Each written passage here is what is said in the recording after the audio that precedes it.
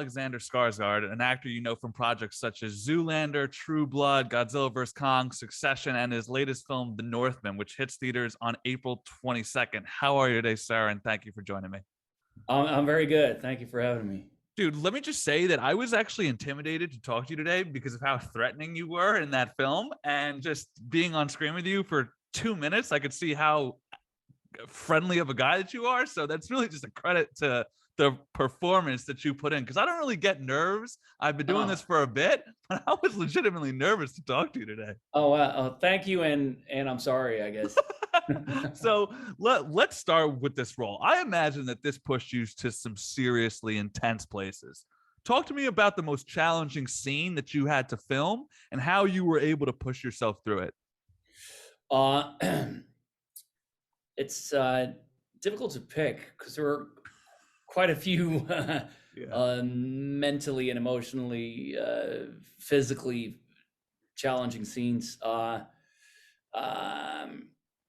there, there's once a transformation in which my character, who's a Viking berserker, goes from basically sheds his humanity and becomes his spirit animal, which is a hybrid of his name is Björn Ulfur, which means bear wolf. So he becomes It's a hell of a transformed from combo. sorry. That's a hell of a combo. It's a Bear hell of a wolf. combo, yeah. So he basically transforms from a human to a hybrid of a bear and a wolf before an attack on a village. And that was quite a cathartic scene to shoot. It's almost he's almost in a trance when he sheds his humanity, and that was um, quite trippy. Well, I want trippy is an unbelievable word that you use. I was going to ask you about this. The word that I wrote down a lot was primal. You tapped into something primal, and I was stunned by it. Really, what is it like as a performer going to those places?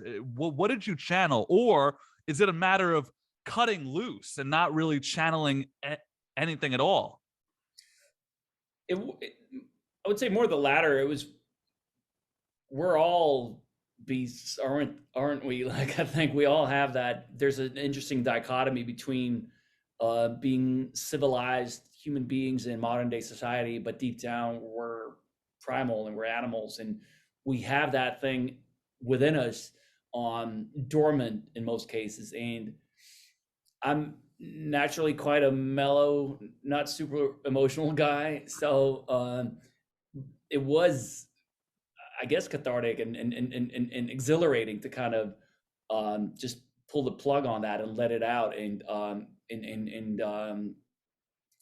just kind of explore my uh, connection to that beast and let it out. Some of those more beast-like moments where you like Robert, man, I could only do this once or twice. I'm drained. Like, how much did it take out of you going to those places?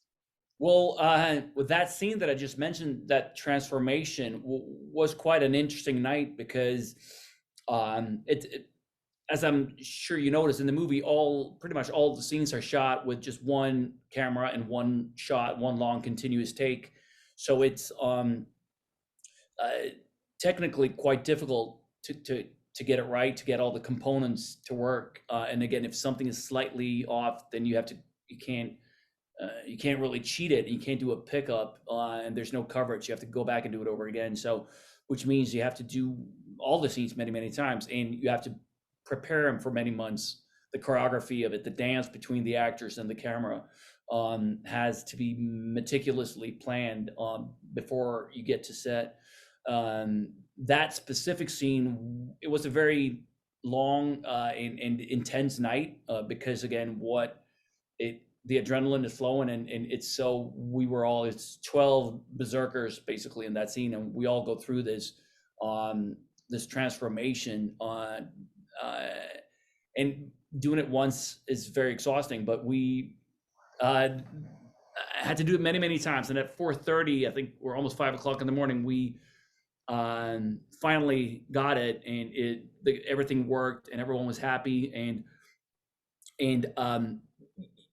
you're running on adrenaline all night. So like when when they call cut and Rob and Jared and cinematographer are happy, and it's just like you basically just collapse because you're so tired. And it's raining in the scene, so we were all soaking wet and took everything off. The sun was about to rise. I got back to the car, and and then the first AD runs up and knocks.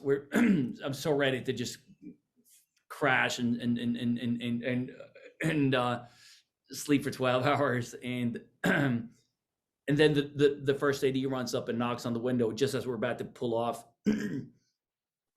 and says that there's a rain deflector on the camera because again it's raining in the scene, and it wasn't quite working on the last take, so a drop of rain had landed on the lens and distorted it. So I'm sorry for laughing, but that's yeah, brutal. he basically said like, so sorry, but we're gonna have to go again. So you're gonna get out of the car, walk up the hill, Oof. put on that wet bear wolf combo pelt that I'm wearing, the hide in the scene, and then do it all again.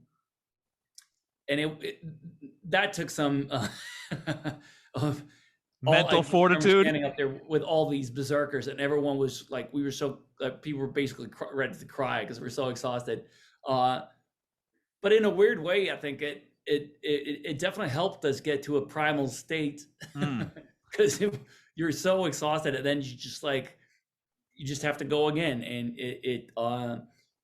so that rage and frustration you see at the end of the scene is basically real, and it's me being like, I could have been home in my warm bed now, but I'm here on this mountaintop. So I'm reading a book about Mad Max Fury Road, and there's a part in it where they talk about like the war boys built a camaraderie through very ritualistic chants and songs and stuff like that. Did you and your fellow berserkers have any sort of bonding activities or hobbies or chants or songs that you guys did to get yourself in the zone? What you see in the movie, that transformation starts out with a ritualistic dance, and so we spent quite a few days and nights working on that and getting the choreography of that correct, and and again to kind of start to move as one, and in that before we then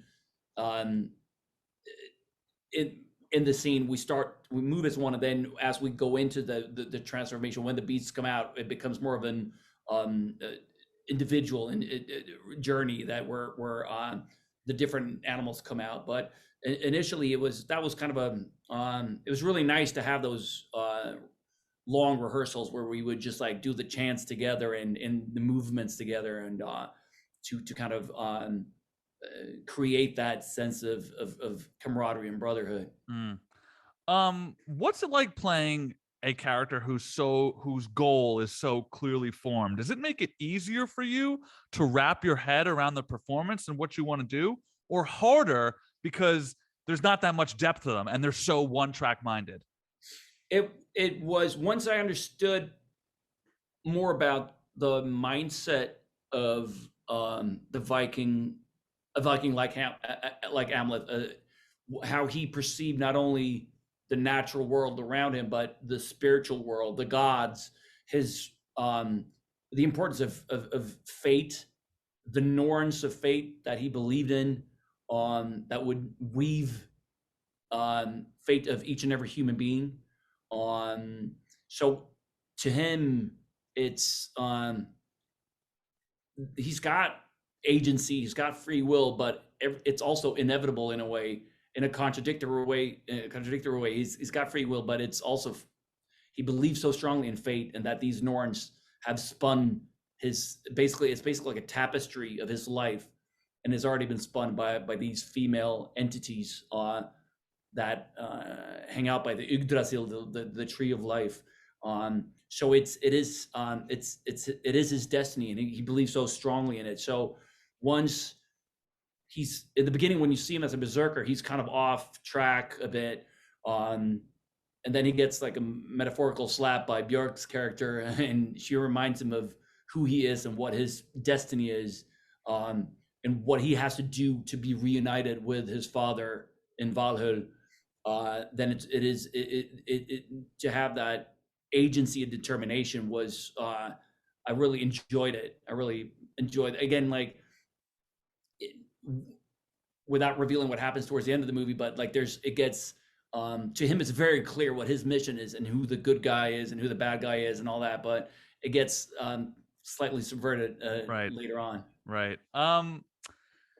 Tell me something about Robert Eggers' filmmaking talent that was unique or different to anyone that you've worked with before, and how did that help you grow as a performer? Robert, when we first met 5 years ago, I just seen The Witch. I think it was 5 or 6 years ago. The Witch had just come out, and I was incredibly impressed by what he could. Um, it's a low budget movie, but he created them. It was such a rich world, and I felt transported to a different time. It felt like it was so obvious that his attention to detail and historical accuracy was exceptional, and that got me really excited. And then when we started working together on this, um, that's his way of working. He spent years basically becoming a Viking scholar himself, and it's tremendously helpful as an actor when you step onto a set, knowing that 360 everything around you is 100% authentic. Like the farm was built the way with 5 archaeologists, historians, Viking experts, like built the way a Viking farm would have been built, with the right wood, the right type of grass. The clothes we were wearing were 100%. There was nothing even slightly anachronistic about it, which is tremendously helpful because you don't have to suspend disbelief. You're in it and you feel like you're in that world, and you're shooting on location, and not on a backlot or on a soundstage. In terms of Rob's film style of filmmaking, it's quite unique, especially today, to shoot on film, to shoot with no coverage, and it's quite unique. It's extremely unique to do that way to work that way on a big action adventure movie.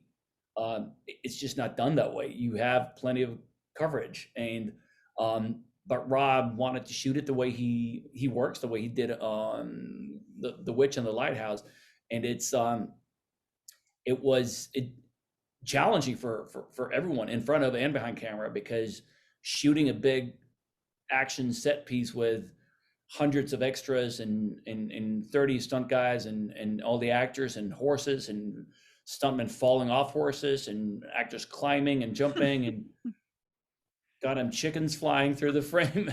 There are a lot of components, and again, if something is slightly off, a slight bump on the camera or something deep background is not perfect, you have to go back and do it from the beginning, because there are no shortcuts, or you can't really cheat it. So that was it was exciting. I was trying to embrace that challenge, and of course frustrating, because sometimes everything felt great and you went through it and all the fight stuff was great, but then there's a detailed deep background that's not perfect, and then you have to go again. So you just had to kind of remind yourself that, like, hopefully by working this way, it's arduous and it's time consuming, but hopefully to the audience, even if people watching it aren't familiar with the nuts and bolts of filmmaking, they will perceive it differently, because we're so accustomed to a fight sequence in a movie having 400 cuts and 35 different cameras going simultaneously, which is not, I've shot many movies that way, and it's great, and I'm not criticizing that, but maybe it'll be interesting for even if they aren't familiar with filmmaking, but subconsciously feel like maybe it's a bit more immersive when you're with the character through a crazy big fight scene like that, and you consciously or subconsciously feel that there are no cuts. We're with him the whole time. So that got me excited and got me through those tough long days where like, Gotcha. well, we're aiming for something quite unique here, and let's see if we can accomplish it. Well, I think all your guys' hard work paid off. It's a beautifully crafted film, and as I said, your performance, man, is just gripping. I was enthralled. I've got to wrap here, so let me just ask quick: do you know when you're going to start work on season 4 of Succession? I have no idea. And again, I came in and just did a little thing last season, so um, that could very likely be it for me. But so I don't Gotcha. know. All right, man. Yeah. Well, thank you so much for your time today. And like I said, congrats on the film. Your performance is absolutely incredible. I truly mean that, sir. Oh wow! Thanks so much, Eric. I really appreciate that. Take care, It's boss. nice talking to you. Take Cheers, care, man. man.